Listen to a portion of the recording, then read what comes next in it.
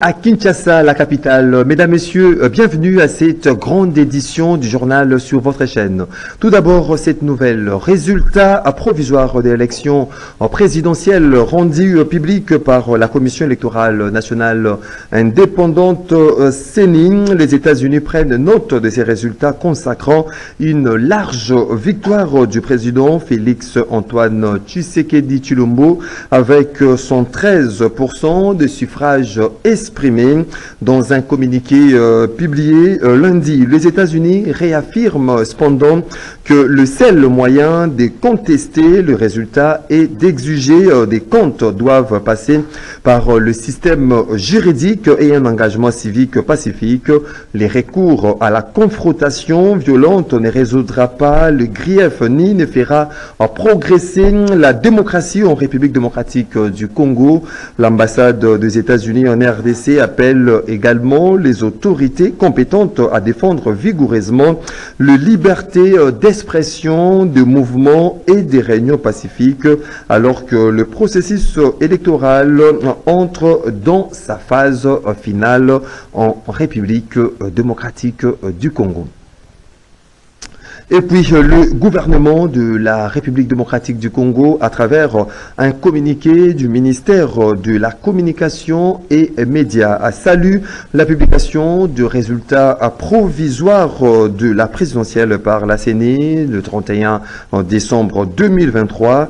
L'exécutif national félicite la centrale électorale qui, malgré les énormes défis et les différents challenges, a relevé le pari de la tenue des élections libres, démocratiques, transparentes, inclusives et apaisées dans les délais constitutionnels. Par ailleurs, le gouvernement encourage les différents candidats lésés à recourir aux voies légales pour toute contestation éventuelle de résultats. Il félicite aussi le peuple congolais pour sa participation au processus électoral, mais aussi sa maturité en ayant choisi librement son président lors des derniers scrutins. Dans un tout autre chapitre, le gouverneur militaire du Nord Kivu présente ses félicitations au chef de l'État, Félix Antoine Tshisekedi Tshilombo, pour sa réélection à la tête du pays. Regardez. De mes hommages les plus déférents. Excellence, Monsieur le Président de la République, au nom du gouvernement de la province du Nord Kivu, sous état de siège, au nom de la population de la province du Nord Kivu et au mien propre, nous avons l'honneur et la grande joie de vous présenter nos sincères et chaleureuses félicitations à l'occasion de votre brillante réélection à la magistrature suprême telle que proclamée provisoirement par la CENI ce 31 décembre 2023. Cette élévation que nous faisons nôtre et qui demeure l'expression démocratique du peuple congolais, résulte de l'amour du travail que vous avez pu réaliser de manière patriotique depuis que vous êtes aux commandes de ce grand et riche pays qui est la République démocratique du Congo. En votre qualité de pacificateur, rassembleur, bâtisseur, nous restons convaincus que ce second mandat que vous venez de remporter avec brio vous permettra à coup sûr de parachever votre grandiose œuvre de la modernisation et surtout de la pacification de ces bons pays.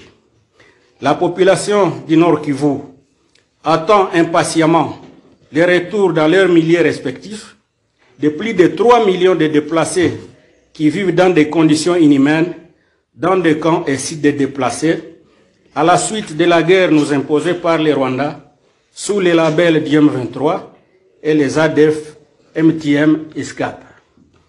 Plaise à l'Éternel de vous combler de toutes ces bénédictions pour que vous conduisiez à bon port la République démocratique du Congo, que nous voulons tous une, indivisible, pacifiée, forte et prospère. Très haute considération.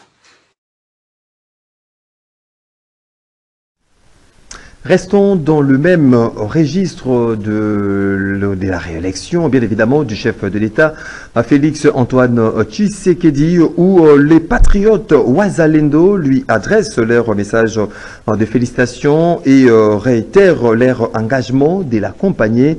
Suivez Gilles Moulumba, il est communicateur des volontaires pour la défense de la patrie, qui remercie le peuple congolais qui a réélu massivement ces grands Wazalendo. Dit-il, suivez.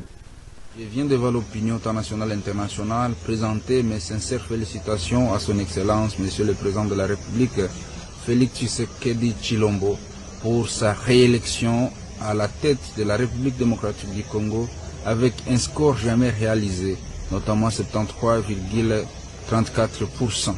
Ce score reflète l'engagement et l'attachement du peuple congolais à la souveraineté nationale, internationale, économique, politique de notre pays. C'est le score que pouvaient réaliser les héros nationaux qui sont morts, notamment Kimpa Vita, Simon Kibangu, Laurent Désiré Kabila, Baouma Ambamba, Boudjamabe, Mamadou Ndala Moustapha, Bikweto, Chikombo Gisle, tous morts, n'est-ce pas, pour la défense de ce pays.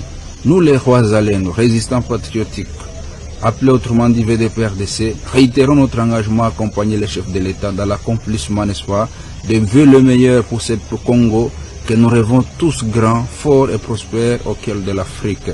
Nous présentons nos sincères félicitations, nos sincères remerciements au peuple congolais qui a élu massivement ces grands Wazalendo de la République démocratique du Congo et nous leur souhaitons meilleurs vœux de l'année 2024, que ce soit une année de libération totale et définitive de notre pays. Et puis la société civile pour l'émergence du Congo à travers son délégué Jean-Fidèle Bobo Ekanga félicite le chef de l'État Félix-Antoine Tshisekedi pour sa réélection et l'invite à travailler pour la cohésion nationale. Regardez. Vous savez, nous profitons de cette occasion pour le féliciter. Nous félicitons tous les acteurs politiques qui ont participé dans ce processus. Nous félicitons toutes les parties prenantes parce qu'aujourd'hui, c'est la République démocratique du Congo qui a présenté une belle image sur le plan de l'opinion internationale. Et nous, comme société civile, église au sein du village, nous disons bravo à la République démocratique du Congo, notre membre pays. Le président actuel doit travailler pour la cohésion nationale. Il doit travailler pour tout le monde. Même ceux qui n'ont pas été d'accord avec lui, il doit tenir compte de leurs droits. Il doit satisfaire tout le monde. Nous ne voulons pas avoir le poursuite judiciaire tentée des règlements de compte, parce que le pays nous appartient à tous. Et ce qu'il faut retenir que parmi les faiblesses constatées, actuellement, notre constitution acquise de faiblesses, il y a des dispositions qui ne s'adaptent pas à la réalité. Et parmi les défis, nous disons au chef de l'État de présenter la Constitution au référendum. Ça sera une bonne chose parce qu'il faut commencer par les réformes profondes à partir de la loi, à partir du fondement qui est la Constitution. Et en dehors de textes juridiques, il faut penser sur le développement de notre pays qui passera obligatoirement avec la paix. Donc, il faut travailler sérieusement pour la paix en République démocratique du Congo dans sa globalité et en particulier pour nos amis du Congo, du Kwilu, avec Mobondo et ainsi que les amis de l'Est de la République démocratique du Congo.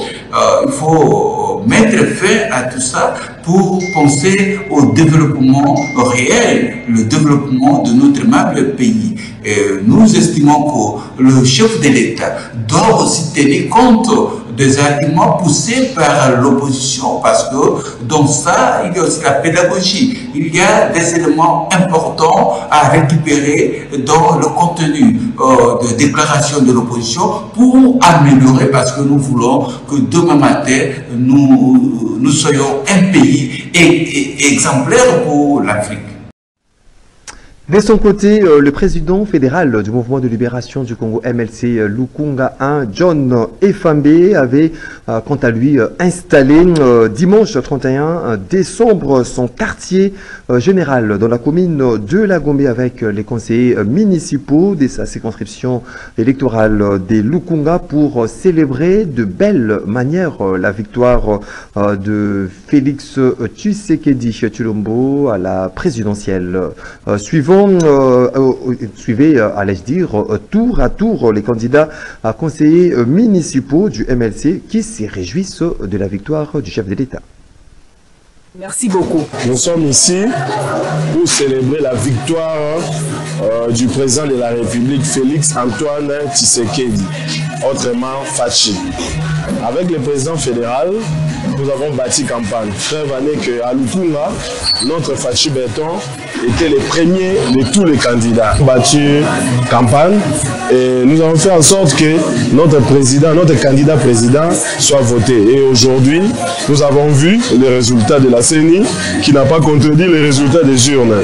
En tout cas, nous souhaitons, avec le président fédéral John Efambe, nous souhaitons à ce que le président Fachi, avec le président fédéral John Efambe qui est aussi candidat, nous attendons aussi sa victoire. Nous souhaitons un grand succès pour notre président de la République et nous espérons que son mandat se passera très bien. En fait, nous sommes en train de vivre un événement très important depuis que le président national avait donné l'ordre, n'est-ce pas, à tous ces petits que nous sommes, que nous devons supporter, n'est-ce pas, le président Fachi. Effectivement, on l'a fait.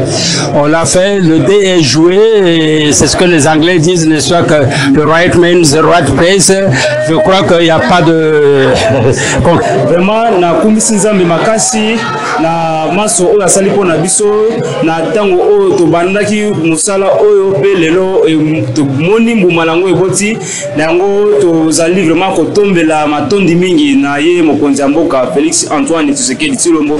Tosali musala na président fédéral na biso John Efambe oke lelo tozwa résultat oyo tozwa lelo epai ya nani na biso candidat na biso Fachi Béton ebandaki porte à porte na chaque avenue na quartier Funa.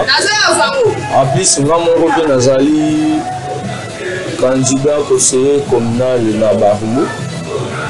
Lelo toyei la victoire ya Fachi lobi oza sikoyo victoire na nga no ya président fédéral na nga John Efambe Ekamba. Mpona kocelebre musala oyo tosalaki kitoko na kati ya Lukunga 1 epai ya président na biso John Efambe epuis tozocelebre lisusu na journée ya lelo victoire ya président na biso Fachi Béton mpo musala esalamaki vraiment makasi na Lukunga 1 esika président John Efambe azali na kati ya musala oyo tosalaki. Tout à fait autre chose. À présent, dès janvier 2014, dès janvier 2024, cela fait 10 ans, jour pour jour, depuis disparaissait le colonel Mamadou Ndala. Il était mort calciné dans sa Jeep avec des gardes du corps, de suite d'une embuscade tendue par les terroristes ougandais Adef Nalou à 10 km de la ville de Beni, au nord Kivu. Retour sur cet événement malheureux dont ces papiers signés par Gisèle Olivier-Tocon. Mamadou Ndala, cet ancien commandant du 42e bataillon de commando des unités de réaction rapide de l'armée congolaise, FARDC, s'est rendu célèbre après une victoire éclatante de ses troupes sur les terroristes du 1-23 en 2013. Il est mort le 2 juin 2014, calciné dans sa Jeep avec 2 de ses gardes-corps de suite d'une embuscade tendue par les terroristes ougandais à Adef Nalou à 10 km de la ville de Beni au nord Kivu, alors qu'il s'est dirigé vers Eringeti dans le cadre des actions contre les groupes armés. C'est en 1997 que Mamadou Ndala s'était enrôlé dans l'armée congolaise. C'est en 2011 qu'il avait été promu au grade de colonel et prenait ainsi le commandement du 42e bataillon de commando des unités de réaction rapide. Il a été formé par des instructeurs belges, angolais, américains et chinois. Il a été élevé au grade de général à titre posthume le 6 janvier 2014, le jour de son enterrement. Rappelons que la Cour opérationnelle militaire du Nord Kivu est arrivée à la conclusion que la mort de Mamadou Ndala avait été planifiée par de militaires congolais exécutés par de rebelles ougandais de Forces démocratiques alliées à ADF NALU, installés en RDC depuis 1995. Le lieutenant-colonel Biro Shonjazu avait été reconnu coupable de trahison et de complicité avec un mouvement terroriste par cette Cour opérationnelle militaire du Nord Kivu, qui l'avait condamné à mort et au versement d'une amende de près de 3 millions de dollars américains de dommages et intérêts, et son complice, le lieutenant-colonel Kamolete, à 20 ans de prison. Situation sécuritaire à l'est de la République démocratique du Congo. 3 terroristes ADF, ISCAP arrêtés, neutralisés et une arme de guerre de type AK-47 récupérée par l'armée congolaise lors d'un affrontement acharné signalé lundi au point kilométrique 25 sur la route Mbao-Kamango dans les territoires de Béni. Nous sommes là dans la province du Nord Kivu. En croire le porte-parole des opérations Soukola 1 Grand Nord, le capitaine Anthony Moualouchaï, ces djihadistes ADF ISCAP voulaient récupérer leur ancien bastion dans la chefferie de Watalinga. Suivez-les au micro de notre correspondant Joël Kamabou.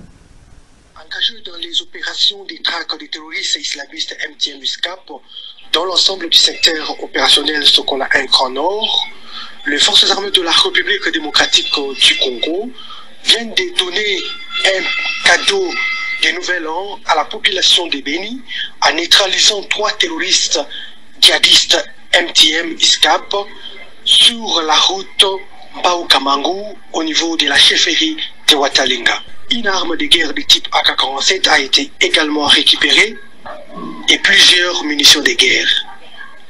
C'était lors des affrontements acharnés entre l'armée régulière et ces moudjahidines qui avaient l'intention de récupérer leurs anciens bastions situés dans la chefferie de Watalinga. Dans leur fuite vers la forêt Monzanza, en territoire de Béni, ces terroristes ont tenté en vain de piller quelques boutiques et pharmacies appartenant à notre population. Ils ont été empêchés vigoureusement par les éléments du 14e régiment qui étaient en alerte maximale dans cette zone. Aucun compatriote n'a été touché par balle de l'ennemi parce que les forces armées de la République démocratique du Congo ont utilisé de méthodes professionnelles pour sécuriser la population du PK25. Tout en rassurant à notre population de l'ascendance de notre armée sur ces terroristes islamistes, les forces armées de la République démocratique du Congo confirment cette dernière des opérations de ratissage qui sont en cours dans cette zone. Et puis en société, pour vous dire que la machine à écrire est encore utilisée en République démocratique du Congo, malgré la présence très répandue des ordinateurs. Elle semble aujourd'hui tenir encore sa place dans l'administration pour certains documents légaux. C'est le cas de jugements rendus dans les tribunaux et tant d'autres qui continuent d'être faits par la dactylographie manuelle. Dans les parquets et d'autres administrations publiques, le machine à écrire continue d'avoir du succès. Ici, devant le bureau des affaires foncières de la Gombe-Ngalema, le machine à écrire sont visibles. Les dactylographes indépendants qui œuvrent ici font la saisie pour remplir les procès-verbaux des dossiers fonciers, les imprimés de valeur et tant d'autres documents dont le format n'est pas encore adapté pour la saisie sur ordinateur. Considérée comme l'épicentre du secrétariat, la dactylographie connaît aujourd'hui un recul face à l'émergence des nouvelles technologies et de l'informatique. Cette machine, c'est de faire ce que l'ordinateur ne peut pas faire. Nous remplissons par exemple des cartes, nous remplissons par exemple des formulaires, nous remplissons par exemple des PV comme ce que je suis en train de faire ici. Nous remplissons des imprimés de valeurs. Parce qu'il y a des imprimés de valeurs qu'on remplit et qui demandent encore la machine à écrire ici. Donc, cette machine a encore sa place, en tout cas. Malgré l'évolution de à notre machine, nous sommes limités. Donc, le travail que l'ordinateur peut faire en un rien du temps, nous le faisons peut-être, nous prenons beaucoup de temps à le faire. Par rapport si nous utilisons par exemple l'ordinateur. Ce que nous utilisons ici ce sont des machines à occasion.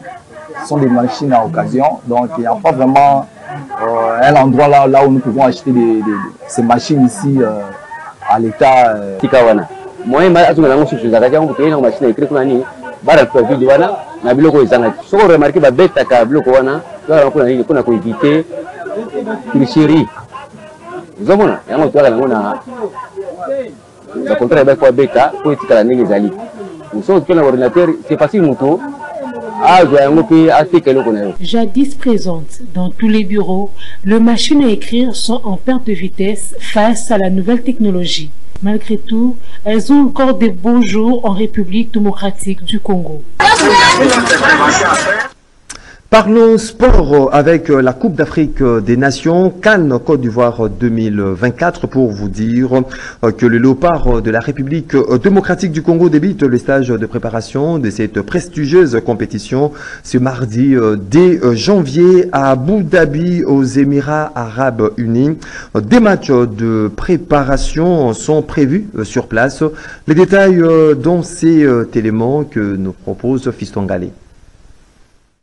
Les Léopards de la République démocratique du Congo débutent leur stage de préparation de la phase finale de la Coupe d'Afrique des Nations Côte d'Ivoire 2024, c'est mardi 2 janvier 2024 à Abu Dhabi aux Émirats Arabes Unis. Des matchs tests sont prévus durant ces stages contre l'Angola les samedis 6 janvier et 4 jours plus tard, la sélection de la RDC se mesurera à la formation correspondante du Burkina Faso le mercredi 10 janvier. Notez que la RDC va participer à sa 20e édition d'une phase finale de la Coupe d'Afrique des Nations avec à la clé des titres en 1968 en Éthiopie et en 1974 en Égypte. À cela, il faut ajouter que la RDC a à des reprises terminé à la 3e place de cette prestigieuse compétition en 1998 au Burkina Faso et en 2015 en Guinée équatoriale. Et pour cette CAN, les Léopards seront menés par le Français Sébastien Desabre, nommé à la tête de la sélection RD congolaise 2002 en remplacement de l'Argentin Hector Cooper. À en croire les techniciens français, si les Léopards atteignent les quarts de finale de cette compétition, ça sera une réussite dans ce tournoi et une fois en quart, tout pourra arriver, a-t-il précisé lors de sa dernière conférence de presse accordée à Jeune Afrique. Lisons